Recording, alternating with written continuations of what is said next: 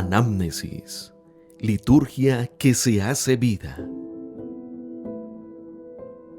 Bienvenidos a un capítulo más de esta serie sobre espiritualidad eucarística de su programa Anamnesis, liturgia que se hace vida.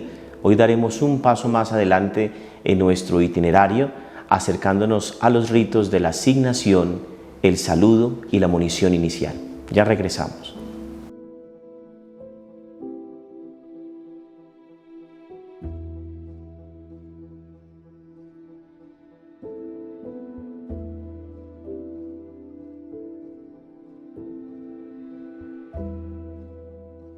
Anamnesis, liturgia que se hace vida. Después de haber reflexionado sobre la importancia teológica y la centralidad del altar por ser signo de Cristo, nos adentramos ahora propiamente en lo que es el rito de la celebración eucarística.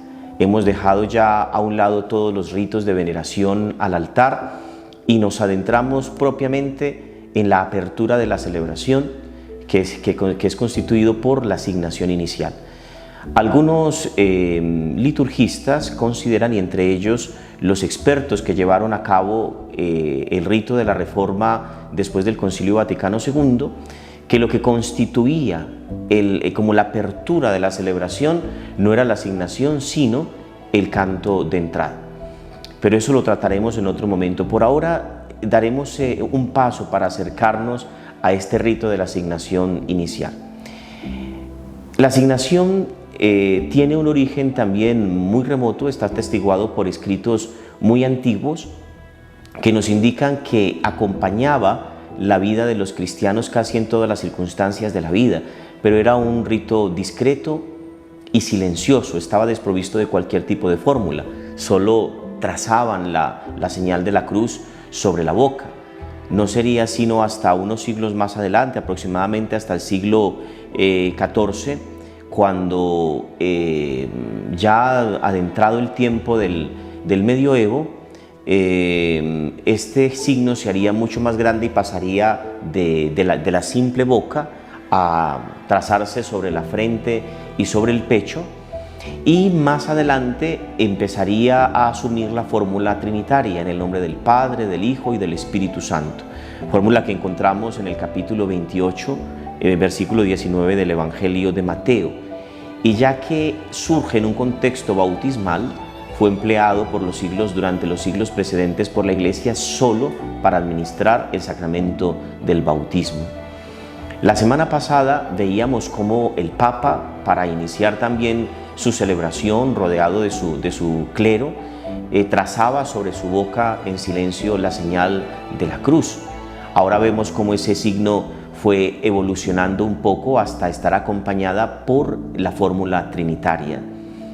Este rito sería adaptado o adoptado durante el siglo XVI, durante la promulgación del misal conocido como de San Pío V, solo que ese rito quedó como confinado solo para el presidente y los ministros que lo acompañaban.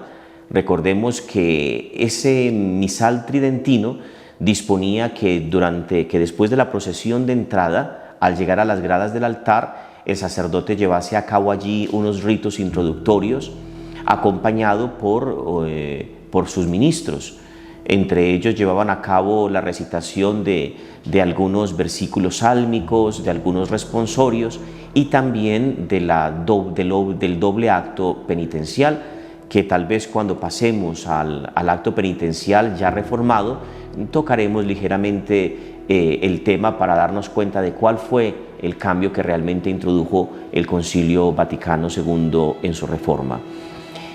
Entonces, nos queda claro que ya llega el momento en el que el signo evoluciona, en el que ya se acompaña por la fórmula trinitaria, pero sigue permaneciendo en el ámbito privado del presbítero con sus inmediatos colaboradores. Por tanto, podemos considerar como una verdadera novedad que la asignación inicial, acompañada de una fórmula en voz alta, en la que participan también los fieles, fuera una novedad completa del Concilio Vaticano II. El grupo encargado de llevar a cabo esta reforma, conocido como el Cetus Dies, consideraba que no era conveniente insertar el signo porque no había formado parte oficial de esos primeros testimonios, y lo que intentaba el Concilio Vaticano II con su reforma era volver a las formas iniciales, descargando un poco la celebración de tantos ritos que se fueron pegando con el paso del tiempo y con el intercambio a través de con las diferentes culturas. Sin embargo, el Papa Pablo VI, considerando que el signo grande de la asignación acompañado con la fórmula trinitaria ya formaba parte de la vida privada, de la oración privada, de los actos de piedad privados o comunitarios, pues dijo, mire, ya que el signo es tan común entre nuestros fieles, permitamos que también el sacramento más importante de todos inicie con la invocación trinitaria. Entonces, repito, esta es una novedad tremenda del Concilio Vaticano II. En la normativa actual, las rúbricas disponen que quien menciona la fórmula, quien hace la invocación trinitaria, es el sacerdote o el presidente, y la asamblea se une inmediatamente después con un fuerte y convencido amén. A raíz de este rito, que es tremendamente sencillo, porque consta simplemente, como ya lo hemos dicho en varias ocasiones, trazar el signo de la cruz sobre sí, pronunciando la fórmula trinitaria, nos deja dos preguntas que nos ayudan a descubrir un poco el sentido espiritual o el modo como podemos vivir nuestra espiritualidad iluminados por cada uno de estos ritos eucarísticos. Me surgen dos preguntas. La primera, si somos conscientes, como lo hacían los primeros cristianos, que cada circunstancia de nuestra vida debería estar como refrendada por la compañía de la Trinidad. Iniciaba precisamente este momento de meditación recordándoles a ustedes que esos primeros cristianos casi todas las circunstancias de la vida las acompañaban con la señal de la cruz sobre la boca. Esto indicaba que ellos intentaban que en cada circunstancia de la vida Dios estuviera presente. Preguntémonos si en todas las circunstancias de la vida, incluso aquellas que forman parte de nuestra vida privada, también están acompañadas por la Trinidad. O si por el contrario intentamos que haya circunstancias en la vida en las que la Trinidad está presente y otras en las que no, porque ese es un pensamiento realmente pagano. El cristiano, que tendría que ser otro Cristo en la tierra, no tiene momentos en los que actúa de cara a Dios y otros en los que no. El buen cristiano intenta que Dios permee cada pensamiento y cada circunstancia de la vida. Y en segundo lugar, hemos de tener en cuenta también que la invocación trinitaria no solo nos revela quién nos convoca, porque no hemos ido por voluntad propia, sino que somos convocados por la Trinidad, sino que también evidencia quién actúa a través de ese sacramento, la Trinidad, y finalmente quién se hace presente en ese sacramento, que es la Trinidad. Somos conscientes de esa presencia que inunda toda la celebración. Somos conscientes que no somos un grupo de ayuda, sino que somos una asamblea litúrgica congregada por la Trinidad para actualizar en el aquí y ahora de la historia su obra salvífica. Damos ahora un paso más adelante para hablar sobre el saludo inicial. Este saludo inicial realmente pareciera ser algo accesorio, pero realmente no lo es, porque podemos decir que es el primer acto presidencial, auténticamente presidencial, que lleva a cabo quien está, perdón por la redundancia, presidiendo la celebración. El momento en el que él transmite a su asamblea el saludo como un acto de respeto por el hecho de ser pueblo santo congregado por Dios, apelando a las enseñanzas de Primera de Pedro 2:10. Somos un pueblo sacerdotal, y el hecho de que el presidente salude respetuosamente a la asamblea hace que este elemento teológico se ponga sobre el tapete, ¿no? Se haga presente. Pero hay que tener en cuenta que no es un saludo normal. En la primera edición, en la edición típica latina, es decir, el original que sale del Vaticano II, y que se pide a las diferentes conferencias episcopales que tradujeran y que adaptaran según las circunstancias, traía varios saludos, la mayoría de ellos de inspiración bíblica. Por ejemplo, uno de los saludos está inspirado en 2 Corintios 13:13 o en algunos apartados de las cartas paulinas. El saludo la paz del Señor esté con ustedes tiene inspiración precisamente en el Evangelio de Juan.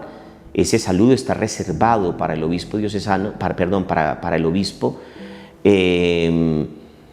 porque evoca precisamente el momento en el que Jesús se aparece en la tarde de la resurrección a sus apóstoles y los saluda diciéndoles: reciban el Espíritu Santo, la paz esté con ustedes. Y ese saludo, el Señor esté con ustedes, pues hemos visto a lo largo de todos estos programas cómo es uno de los saludos más antiguos que conserva nuestra tradición cristiana. Es decir, que cuando el sacerdote saluda a la asamblea, no solo por la fórmula, sino el gesto mismo, hace evidente que es la asamblea, que es una asamblea, que es la iglesia la que está presente allí. Él no está actuando solo. Él no es una especie de actor que está llevando a cabo una obra para que los que están allí como espectadores participen con su oído o con sus ojos. El hecho de saludarlos del modo como suele saludarlos según la fórmula litúrgica evidencia que ellos forman parte activa de la celebración que se llevará a cabo.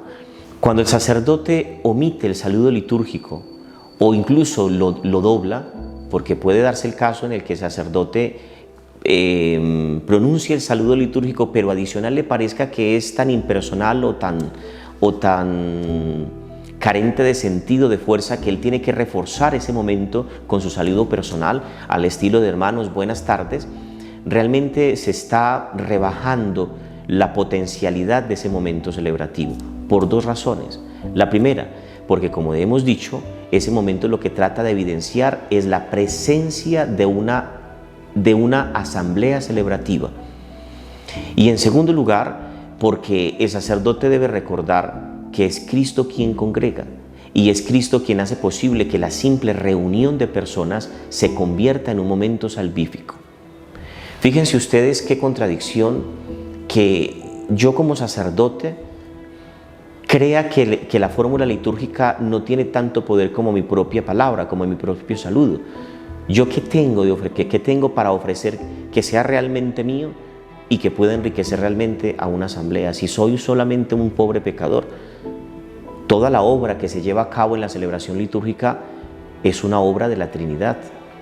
De manera que la paz que yo ofrezco a la asamblea, el saludo que yo ofrezco a la asamblea, es un saludo que proviene directamente de Cristo. ¿Puede haber un saludo mejor que ese?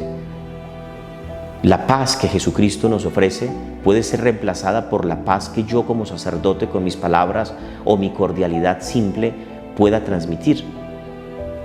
Hay que tener además en cuenta, hermanos, que cuando nos vamos a la historia para tratar de comprender cuál es el sentido de la respuesta "y con tu espíritu", nos damos cuenta que en los escritos antiguos se hace la claridad de que la asamblea no está dando una respuesta a la persona como persona, al ministro como persona, sino al ministro como ministro.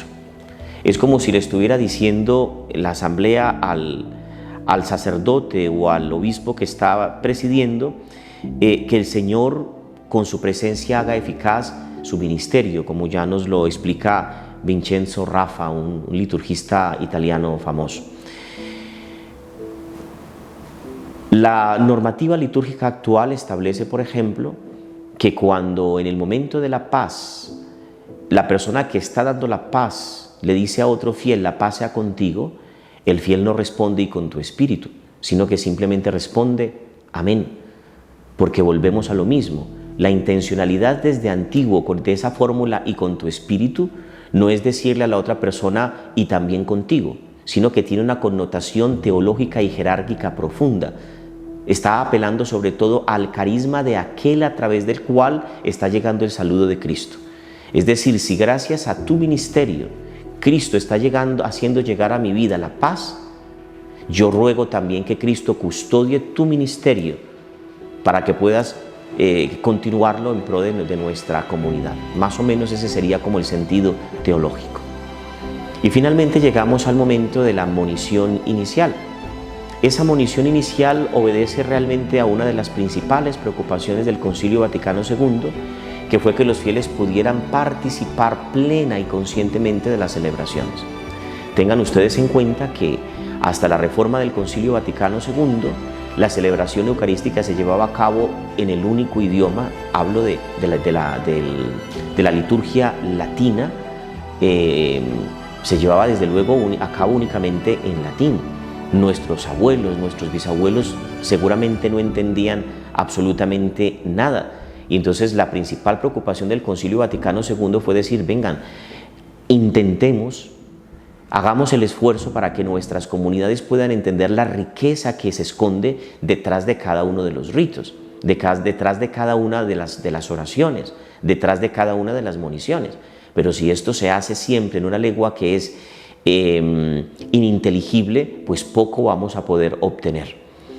Por tanto, las moniciones, que precisamente la normativa litúrgica emplea la expresión con brevísimas palabras, lo que pretenden es que el sacerdote, al menos refiriéndonos a esta monición inicial, pueda hacer una introducción de manera que ubique a toda la asamblea para que pueda obtener mejores frutos de la celebración que se llevará a cabo. Es una novedad evidentemente del Concilio Vaticano II y tiene un fin totalmente pastoral. Vamos a pedirle al Señor que durante esta semana nos lleve a responder desde lo más sincero de nuestro corazón las dos preguntas que hacíamos al inicio de esta pequeña explicación, porque solamente de esta manera vamos a poder ir obteniendo el fruto espiritual que nosotros deseamos obtener. Los ritos que aparecen en la celebración litúrgica tienen una razón de ser y buscan también un fruto determinado. En muchas ocasiones, infortunadamente, y también porque los pastores no nos damos a la tarea de explicar de la manera conveniente los ritos, pues los fieles simplemente ven pasar la sucesión de ritos sin que logren captar cuál es el verdadero sentido. Estos ritos procuran dos cosas en concreto. La primera, que sintamos que somos congregados por Dios.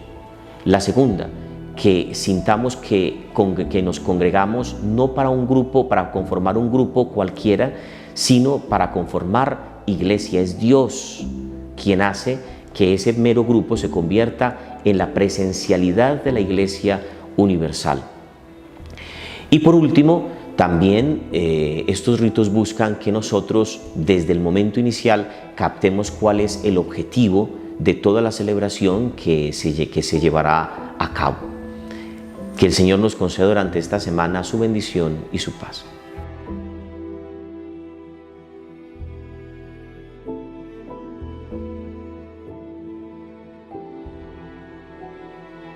Anamnesis, liturgia que se hace vida.